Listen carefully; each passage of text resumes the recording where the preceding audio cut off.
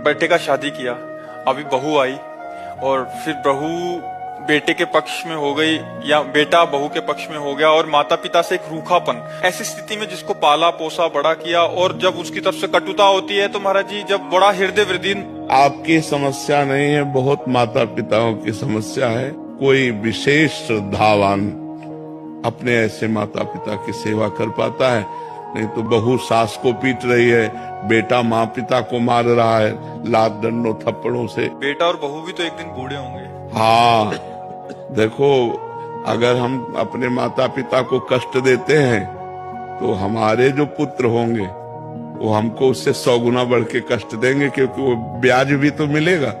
तो इसलिए नए बच्चों को ये ध्यान रखना चाहिए कि वो भी किसी दिन माता पिता बनेंगे और वो किसी दिन वो भी बूढ़े होंगे। तो अपने माता पिता के साथ असभ्य व्यवहार नहीं करना चाहिए, आसुरी व्यवहार नहीं करना चाहिए। यार, जिस कोख से पैदा हुए उसको तुम लात मार रहे हो, उसकी आरती उतारनी चाहिए। तो हमें लगता है आज हमारे नौजवानों को अध्यात्म श्रवण करने की आवश्यकता है।